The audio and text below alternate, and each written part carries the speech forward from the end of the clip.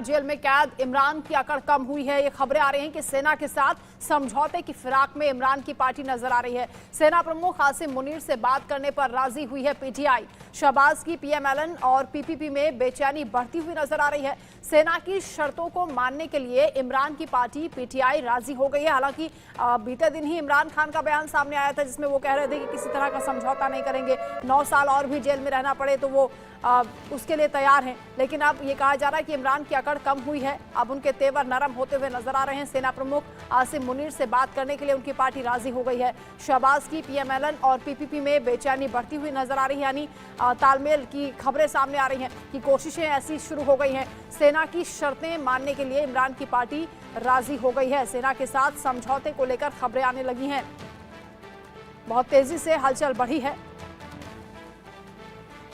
पाकिस्तान में जिस तरह के हालात अभी बने हुए हैं, पॉलिटिकल पार्टीज पर आवाम का भरोसा उठ गया है।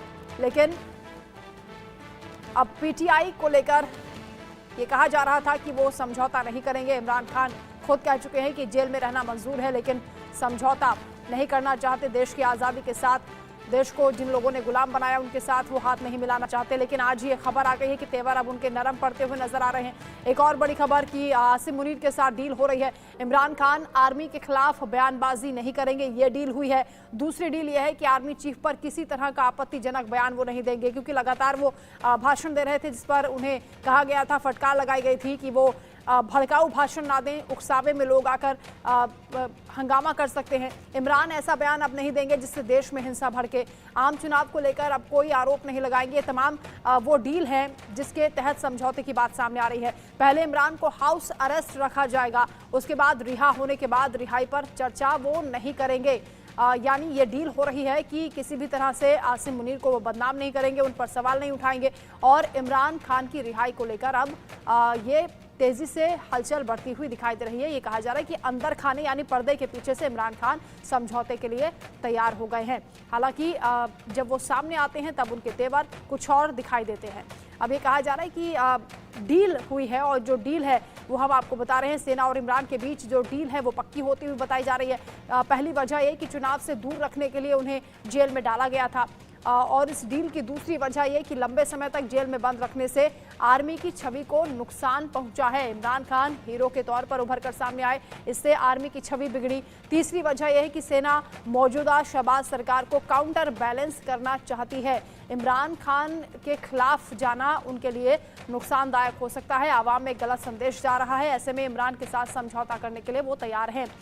और इसी पर हम चर्चा करेंगे। Group captain retired UK Devnath ji हमारे साथ जुड़ गए हैं, आपका स्वागत है। संजीव श्रीवास्तव जी विदेश मामलों के जानकार हैं, आपका भी स्वागत है। और रिटायर्ड मेजर मोहम्मद अली शाह हमारे साथ जुड़ गए हैं, आपका भी स्वागत। दानिश रिजवी न्यूज़ रूम से संवाददाता हमारे साथ जुड़ रहे हैं।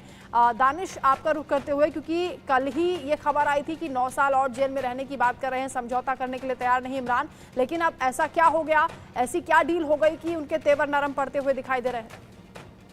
देखिए, पाकिस्तान में इस वक्त कशमकश के हालात इस वजह से बने हुए हैं क्योंकि इमरान और मुनीर के बीच अंदर खाने ये बातचीत कहीं ना कहीं हो रही है। पार्टी के जो प्रवक्ता हैं वो कुछ और बयान दे रहे हैं और जेल के अंदर से इमरान खान कुछ और बयान देते हैं। इमरान खान कहते हैं कि मैं बात करने के लिए राजी नहीं हूं। उन्होंने नाम लेने से तो इनकार किया था, लेकिन हाँ ये कहा था कि मैं बात करने को लेकर इनकार किया था। अब किससे बात नहीं करेंगे? शहबाज से बात नहीं करेंगे, मुनीर से बात नहीं करेंगे, बिलावल से बात नहीं करेंगे, किससे बात नहीं करेंगे?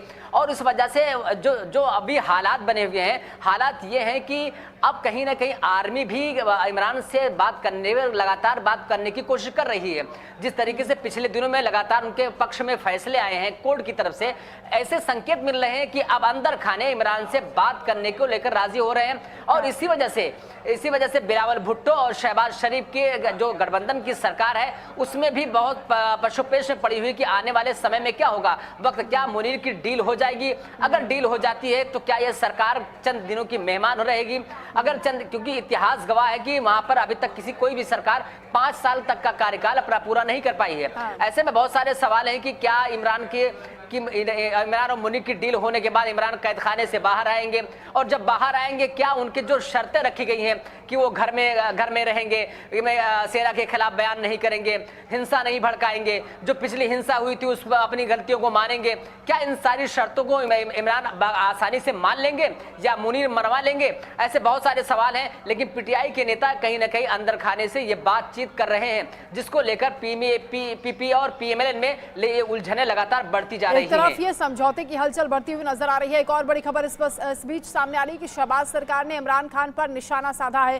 पीएमएलएन नेता राणा सनाउल्लाह का बड़ा आरोप है, इमरान दरवाजे के पीछे मांगते हैं बातचीत की भीख। पीटीआई की सोच राजनीतिक नहीं, सिर्फ सत्ता का लालच है। सेना के जरिए सत्ता पर काबिज होना चाहती है पीटीआई। सेना को बदनाम करके पीटीआई चाहती है कि वो सत्ता पर काबिज हो जाए। इमरान खान पर्दे के पीछे भीख मांगते हैं कि उन्हें रिहा किया जाए और बातचीत उनसे की जाए। यूके देवनाथ सर, ये क्या घट रहा है पाकिस्तान में? इमरान खान के तेवर कुछ और दिखाई देते हैं, पर्दे के पीछे कुछ और कहानी पीएमएलएन की ओर से बताई जा रही है। हाँ, पाकिस्तान में अभी स्थिति बहुत ही डामाडोल है, हास्यास्पद है, कॉमेडी सर्कल चल रहा है। इससे बड़ी दुर्भाग्य की बात क्या हो सकती है पाकिस्तान के लिए कि अगर पीटीआई को नरम रुख अख्तियार करना है, अगर इमरान खान को थोड़ा सा सॉफ्ट रुख अख्तियार करना है, तो बातचीत उनकी होनी चाहिए। इन्हें डेमोक्रेसी में पीएमएलएन के नेताओं से उनकी बातचीत होनी चाहिए, पीपीपी के नेताओं से। लेकिन कितनी मजेदार बात है, मैं बताता हूं कि बातचीत हो रही है सिरना के एजेंट्स के साथ। ये दिखाता है कि पाकिस्तान की डेमोक्रेसी हर रोज बद से बद, मतलब उनका कुछ अच्छी खबर पाकिस्तान से छनकर नहीं आ रही है। सिर्फ एक अच्छी खबर पाकिस्तान से छनकर बीच बीच में आती है कि वहां की जुडिशरी जो है वो कभी कभी इंडिपेंडेंट रुख अख्तियार करती है और जरूरत पड़ने पर एस्टेब्लिशमेंट और सेना या आईएसआई विरोधी जजमेंट भी दे रही है। तो लेकिन जुडिशरी भी कहाँ सेफ है? वहां भी जज का किडनैप हो जाता है। कल भी हमने इस पर चर्चा की थी। संजीव जी, ये जो उथल पुथल चल रही है, इसके पीछे आपको क्या बड़ी वजह लग रही है? इमरान खान की जो चुप्पी है, क्योंकि वो पर्दे के सामने खुलकर समझौते पर बात नहीं करते, 9 साल जेल में रहने की बात करते हैं, लेकिन दूसरी तरफ जो सेना की ओर से कहा जा रहा है कि हमारी बदनामी हो रही है, डील हो गई है और भीख मांग रहे हैं इमरान खान, इसका क्या मतलब है? देखिए, मेरे असेसमेंट के मुताबिक यदि ऐसी डील होती है पीटीआई, इमरान खान और आर्मी और आईएसआई के बीच में, तो ये पाकिस्तान की जमहूरियत के लिए शुभ संकेत है और ये इस बात को दर्शाएगा। मैं फिर से कहूंगा कि यदि ये डील होती है, अभी ये स्पष्ट नहीं है कि ये डील होगी या नहीं होगी, लेकिन ऐसी जो रिपोर्ट्स हैं यदि ये सही हैं तो ये पाकिस्तान की जमहूरियत के लिए अच्छे संकेत हो सकते हैं। और ये इस बात को दर्शाता है कि जो पाकिस्तान की आर्मी और आईएसआई है वो इमरान खान की जो बड़ी लोकप्रियता है उसके सामने वो जाहिर है कि एक उन्होंने एक झुके नहीं। जो नेता सेना के खिलाफ बगावत करके हीरो बनकर उभर रहा था, मोहम्मद अली शाह, वो नेता अचानक ऐसी शर्तों पर क्यों मानेगा कि वो घर आकर चुपचाप बैठ जाए? वंदना जी, आपका बड़ा अच्छा सवाल है और जैसे कि मेरे सीनियर ग्रुप कैप्टन दिना साहब ने बिल्कुल सही कहा है कि पाकिस्तान में दरअसल एक कॉमेडी सर्कस चल रहा है। अब देखिए, वहां की जो कोalition गवर्नमेंट है, उनके जो शरियार आफरीदी हैं, वो के सीनियर लीडर हैं पाकिस्तान के, मतलब इमरान खान के पीटीआई, पाकिस्तान तहरीक इंसाफ, उन्होंने कहा कि वो टॉक्स के लिए राजी हैं, लेकिन बिलावल भुट्टो जरदारी की जो पीपीएफ है, पाकिस्तान पीपल्स पार्टी, उन पीएमएलएन और उनके साथ वो बात नहीं करेंगे।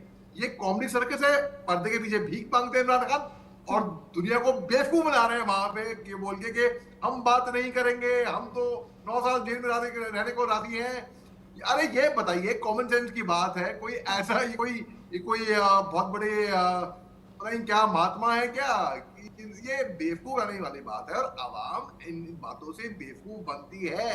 इन्होंने समझौता करने का, अब ये डील होती है कि नहीं होती, वो तो जैसे संजीव श्रीवास्तव साहब ने खूब फरमाया, अब ये कितने वहां की आवाम और बेवकूफ बनना चाहती है, ये है। और वहां की आवाम कहती है हम बिल्कुल, आवाम तो चिंतित है और आवाम खुलकर बोलती भी है, लेकिन सरकार स्थिर नहीं है। और सरकार से जुड़ी एक और बड़ी खबर सामने आ रही है, जिस तरह से शासन यहाँ पर चल रहा है, शहबाज सरकार में उथल पुथल लगातार जारी है। इशाक डार उप प्रधानमंत्री बनाए गए हैं। मौजूदा वक्त में विदेश मंत्री हैं इशाक डार, जिन्हें उप प्रधानमंत्री बनाया गया। 11 साल के बाद पाकिस्तान को डिप्टी प्रधानमंत्री मिला है। इशाक डार को शहबाज शरीफ ने बड़ी जिम्मेदारी सौंप दी है। नवाज शरीफ के बेहद करीबी इशाक डार बताए जाते हैं। इशाक डार ने 12 मार्च को विदेश मंत्री का कार्यभार संभाला था। विदेश मंत्री को डिप्टी प्रधानमंत्री बना देना, दानिश इसके पीछे क्या वजह बताई जा रही है? इतनी बड़ी जिम्मेदारी और पहली बार क्योंकि ये पद दिया गया है किसी भी नेता को।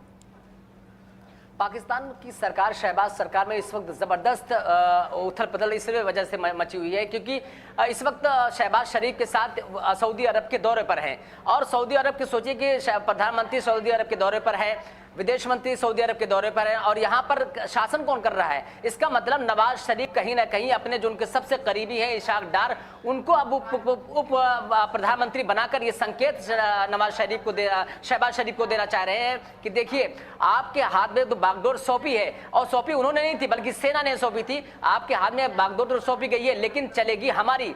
इसका मतलब इशाक डार जो उनके सबसे करीबी हैं, जो 4 बार वित्त मंत्री रह चुके हैं एक और पहली बार वो विदेश मंत्री बने थे, अब उनको ये जिम्मेदारी सौंप कर कहीं ना कहीं इशारों में शहबाज शरीफ पर ये कसता हुआ शिकंजा दिखाई दे रहा है। जिस तरीके से वो अब आजाद खुले हाथों से अब तक कार्रवाई कर रहे थे, फैसले ले रहे थे। बात है ये सर्कस पाकिस्तान में चल रही है, शासन में भी हम देख रहे हैं। यूके देवनाथ सर, ये एक दूसरे को नीचा दिखाने की रेस कब तक चलती रहेगी? पाकिस्तान के बारे में कब सोचेगी ये सरकार? क्योंकि कर्ज में डूबा हुआ पूरा पाकिस्तान है, आवाम परेशान है लेकिन उसकी चिंता नहीं है। जी हाँ वंदना जी, पाकिस्तान में एक तो कॉन्स्टिट्यूशनली उनके कोई पोस्ट होती नहीं है डिप्टी प्राइम मिनिस्टर जैसी, तो ये दिखा रहा है पोस्ट आर्टिफिशियल सी इन्होंने क्रिएट कर दी है। एक हिंदी में कहावत है बंदर मार, सब लोग खींचातानी में लगे हुए हैं कि पता नहीं कब पाकिस्तान की आर्मी और आईएसआई उनको उल्टा कर दे और उन्हीं को अपदस्थ करने के बाद फिर से और कोई पावर में आ जाए। तो जो थोड़ा बहुत उनके यहाँ मानसिकता ऐसी है कि जो थोड़ी बहुत समय बची है इसी में जितना लूट खसोट कर सकते हो कर लो। ये जितने ट्रिप्स बनते हैं इनके, सऊदी में जाते हैं, यूएई में जाते हैं, ये वहां 2 वजह से जाते हैं। एक तो इनको वहां जाके बहुत सारी ऑफिशियल गिफ्ट्स मिल जाती है जो कि अपने जेबों में भर के अपने घर ले जाते हैं। दूसरी चीज है कि अनऑफिशियली बहुत सारी गिफ्ट सऊदी यूएई में मिल जाती हैं जो कि कैश में होती है, डॉलर्स में होती है, यूरोज में होती है। तो ये जब विजिट में जाते हैं इनके प्रधानमंत्री और राष्ट्रपति तो उस गिफ्ट को, कैश गिफ्ट को लेके ये अपने यूरोप में, अमेरिका में अपने जो सीक्रेट अकाउंट है, स्विट्जरलैंड में सीक्रेट अकाउंट है उसमें डाल देते हैं। तो इनमें से पाकिस्तान की डूबती हुई नाव में छेद करते हुए ये तमाम नेता दिखाई दे रहे हैं, अगर हम ये कहेंगे तो गलत नहीं होगा। एक और बड़ी खबर सामने आ रही है कि आईएमएफ के सामने पाकिस्तान ने एक बार फिर से हाथ फैला दिए हैं। पीएम शहबाज शरीफ ने नए लोन की डिमांड कर दी है। पीएम शहबाज ने आईएमएफ प्रमुख से इस बारे में मुलाकात की है, चर्चा की है। शहबाज ने आईएमएफ प्रमुख जॉर्जिवा से मुलाकात की है, एक बार फिर लोन मांगा है, कर्ज मांगा है। वर्ल्ड इकोनॉमिक फोरम के मौके पर यह मुलाकात हुई। पाकिस्तान की $3 अरब की स्टैंड बाय व्यवस्था समाप्त हो चुकी है। नकदी संकट से कंगाल पाकिस्तान जूझ रहा है, कर्ज में डूबा हुआ है पहले से, लेकिन आईएमएफ से दानिश एक बार फिर हाथ फैलाता हुआ दिख रहा है पाकिस्तान। बिल्कुल, पाकिस्तान की जो तंगहाली है वो बदहाली है, किसी से छुपी नहीं है, बिल्कुल आया है, आईने के तरीके साफ दिख रही है। सोचिए कि 12 साल पहले उसी पाकिस्तान पर 64 बिलियन डॉलर का कर्ज था। अब 12 सालों के दरमियान ये कर्ज दोगुना हो गया है। मतलब अब वहां पर तकरीबन 125 बिलियन डॉलर के आसपास कर्ज से डूबा हुआ पाकिस्तान फिर भी उसके कटोरे खाली है, फिर भी उसकी झोली खाली है और फिर कर्ज मांगने की जो एक मुद्दत थी, जो समय सीमा थी $3 बिलियन की, वो अब पूरी हो रही है। 1.1 अरब डॉलर की और मांग कर रहा है पाकिस्तान। इसका मतलब कि इतने सारे कर्ज लेने के बावजूद भी वो अपने व्यापार को पटरी पर नहीं ला पा रहा है। अर्थव्यवस्था जो चरमराई सी हुई है उसको सही व्यवस्थित नहीं कर पा रहा है, महंगाई को रोक नहीं पा रहा है, बेरोजगारी चरम पर है और उसके साथ साथ जो उसका आतंकवादी एक गुट है वो भी कहीं ना कहीं हर वक्त बिल्कुल हर मोर्चे पर पाकिस्तान विफल दिखाई दे रहा है। लेकिन संजीव जी, सवाल ये उठता है कि कर्ज तो पहले भी लिया था, लेकिन उस कर्ज का पाकिस्तान में कहां इस्तेमाल हुआ? देखिए, कर्ज के जो पैसे हैं वो पाकिस्तान की जो आर्मी, आईएसआई, जो टॉप पॉलिटिशियंस, उनकी जेबों में ज्यादातर चले जाते हैं। ये जो पैसे हैं इसमें भी जबरदस्त भ्रष्टाचार होता है और पाकिस्तान की जो आवाम को इसका ज्यादा लाभ नहीं मिलता। और जहां तक वर्तमान समय में कर्ज के मिलने की बात है तो अभी आप देखिए तो अमेरिका ने पाकिस्तान जिस तरह से वो ईरान के साथ अपने संबंधों को बढ़ाने की कोशिश कर रहा है उसको लेकर के एक बड़ी चेतावनी भी दी। और जी। यदि अमेरिका की तरफ से कोई इस तरीके के सैंक्शंस वगैरह लग जाते हैं हाँ। और अमेरिका का सपोर्ट पाकिस्तान को नहीं मिलता है तो ये आईएमएफ से कट मिलना भी उनके लिए मुश्किल हो जाएगा। तो पाकिस्तान की चाहे वो आर्थिक स्थिति हो, सामरिक स्थिति हो, कूटनीतिक स्थिति हो, राजनीतिक स्थिति हो, सब कुछ बेहद दयनीय है, बहुत डमाडोल है, क्योंकि जो पाकिस्तान के जो हुक्मरान है वो अपने हितों को बस ध्यान में रखते हैं। और उसमें भी सबसे ज्यादा जो पाकिस्तान के लिए जो सबसे बड़ा कल्प्रिट है वो पाकिस्तान की आर्मी और आईएसआई है, जो कि वहां पे कभी भी जो है किसी अन्य इंस्टीट्यूशंस को अपने समक्ष जो है मजबूत नहीं होने देना चाहते, वो पूरी तरीके से अपना कब्जा बना के रखना चाहते हैं। और यही कारण है कि आप देखिए तो पाकिस्तान लगातार एक कमजोर और जर्जर हालत में रहता है। जो शहबाज शरीफ कह रहे थे कि बांग्लादेश हमसे आगे निकल गया, ये बिल्कुल सच्चाई है। बांग्लादेश आज बहुत अच्छी स्थिति में है, बहुत बाद में बना हुआ राष्ट्र है, पाकिस्तान से ही बना था। लेकिन ये है कि अब पाकिस्तान के हुक्मरानों को इन सारी स्थितियों के बावजूद भी सिर्फ और सिर्फ अपने वेस्टेड इंटरेस्ट दिखाई देते हैं। उन्हें आपस में लड़ने से फुर्सत मिले तब तो वो आवाम के बारे में सोचें या देश के बारे में सोचें। मोहम्मद अली शाह, क्योंकि पाकिस्तान की जो हालत है वो भीख मांग रहा है कटोरा लेकर आईएमएफ के सामने, और लेकिन हरकतें आप देखिए कि शर्म नाम की कोई चीज नहीं है। अभी भी ईरान का समर्थन कर रहा है खुलेआम, अमेरिका की चेतावनी से वो घबरा नहीं रहा है, और साथ ही क्योंकि आतंकवाद को लेकर जो हर तरफ वो घिरता हुआ दिखाई देता है, एक्सपोज कई बार हो चुका है, लेकिन आतंकवाद को पनाह देने से अभी भी पीछे नहीं हट रहा है पाकिस्तान। ये लोग दरअसल हैं क्या, बेशरम। ये 1950 में पाकिस्तान ने आईएमएफ ज्वाइन किया था क्योंकि उनका जो नेचर ऑफ इकोनॉमी था वो गिर रही थी। अब इन्होंने देखा कि भाई हम एक कंट्री बनाई है, सोन कंट्री, 2 साल में ही इकोनॉमी गिर रही है। जैसे हम इंश्योरेंस करते हैं ना लैपटॉप की या मोबाइल की या गाड़ी की या घर की, वैसे इन्होंने इंश्योरेंस के तौर पे आईएमएफ ज्वाइन कर लिया। तब से लेके अब तक कितने मर्तबा इन्होंने कर्जा ले चुके हैं और डिफॉल्ट कर चुके हैं। मैक्सिमम बार तो डिफॉल्ट करते हैं। आपको पिछले साल याद होगा, पिछले साल आईएमएफ की 9 मेंबर की टीम आई थी और इनका हाथ मरोड़ के टर्म्स इनको जताए थे। इनको टर्म्स फिर भी मानने को तैयार नहीं थे। बड़ी मुश्किल से कैसे तैसे करके आईएमएफ क्या इनको कर्जा देगा? अरे आईएमएफ के आगे भीख मांग रहा है, हाथ फैला रहा है, मगर क्या आईएमएफ इनकी झोली में एक फूटी कौड़ी भरेगा?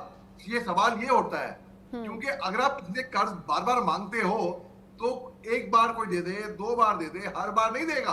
हर बार बोलेगा कि नहीं आप जाओ, अब फेंड फॉर योरसेल्फ, अपना लड़ाई अपने खुद लड़ो। तो ये बेशरम है और ये अभी भी इनकी ये कंगाल क्यों है पता है आपको वंदना जी? ये कंगाल इसलिए है कि जो इनके पास फंड है ना, ये आतंकवाद में लगाते हैं वो पैसा, बजाय के लोगों को खाना खिलाते हैं गरीबों को। मैं ये बोल के समाप्त करूंगा, इनके जुल्फिकर अली भुट्टो साहब ने कहा था कि हम घास खा लेंगे लेकिन हम एटम बम जरूर बनाएंगे। अब हो बन गया इनके पास एटम बम, देख लिए खाएंगे एटम बम, खाए और क्या खाएंगे ये। और वही बम फिर आतंकवादी इन्हीं के ऊपर डालते हैं, क्योंकि आतंकवादी हमले कितने ज्यादा पाकिस्तान के भीतर भी हो रहे हैं वो भी हम देख रहे हैं। बदमाश खुलेआम घूमते हैं और जज का किडनैप खुलेआम हो जाता है। यूके देवनाथ सर, ऐसी स्थिति में पाकिस्तान के लिए कोई भविष्य दिखता है क्या? देखिए वंदना जी, पाकिस्तान का भविष्य अंधकारमय है। वर्ल्ड बैंक ने एक इकोनॉमिक सर्वे किया था पिछले साल, उसके अनुसार अगर पाकिस्तान ने कोई कड़े कदम नहीं लिए और उनकी इकोनॉमी पॉलिसी ऐसे ही डामाडोल रही तो 2050 तक पाकिस्तान की जीडीपी 20% कम हो जाएगी। और इसके इंडिकेशन मिलने शुरू हो गए हैं। पाकिस्तान में आम आवाम को नौकरी नहीं मिल रही, अनएम्प्लॉयमेंट है, महंगाई दर जो है 30% पहुंच चुकी है। वहां के लोग स्मगलिंग कर रहे हैं। अभी कल परसों ही हमने पोरबंदर के कोस्ट के पास 14 पाक नेशनल्स को पकड़ा जो कि अफीम, गांजा, भांग 600 करोड़ रुपए के लेकर भारत के अंदर घुसने की कोशिश कर रहे थे। ऐसा तो लगता है कि शायद इनको आईएसआई और पाकिस्तान की फौज और नेवी का भी शेल्टर मिला हुआ है, क्योंकि कैसे ये लोग पाकिस्तान के कराची हार्बर जो कि इतना वेल डिफेंडेड है उसमें से या पाकिस्तान के ग्वादर पोर्ट से निकलकर भारत की तरफ अग्रसर हुए। यानी वहां पर इतनी ज्यादा लोग गरीब हैं, मजबूर हैं कि वो इतना खतरा उठाकर आईएसआई और उसके जो गुर्गे हैं उनकी शह पर भारत में ड्रग्स लेकर घुसने की कोशिश कर रहे थे। हमारे सी को ये दिखाना चाहता है कि पाकिस्तान की इंटरनल एडमिनिस्ट्रेशन टोटली कोलैप्स हो चुकी है। आम जनता का अपनी सरकार से ना यकीन है ना वो डरती है। भारत के जो कोस्ट गार्ड है, हमारी कस्टम्स हैं, ये तो हैरान है, परेशान है कि इतना बड़ा ड्रग्स का केस लेकर ये लोग भारत में क्यों घुसने की कोशिश कर रहे थे। ये दिखाता है कि वहाँ का जो आम आदमी है, जो 14 जो लोग पकड़े गए हैं, ये बेचारे गरीब हैं, लेकिन हाँ। वो डेस्परेट हैं, मजबूर हैं कि कहीं से कुछ कमाई कर लें। उनको ये 600 करोड़ का जो ड्रग्स पकड़ा गया है, इसमें इनको कोई पैसा नहीं मिलता। इनको जी। जो मजदूरी दी जाती है मिशन के बाद, इनको किसी को 10,000 रुपए पाकिस्तानी करेंसी, किसी को 20,000 रुपए पाकिस्तानी करेंसी मिलते हैं। ऐसे भी गौरतलब बात है कि आज की तारीख में पाकिस्तान की करेंसी जो है, कैसे आज भी की गुजारा करेंसी करना है, तो मजबूरी में हो लोग गई है। परेशान हो गए हैं।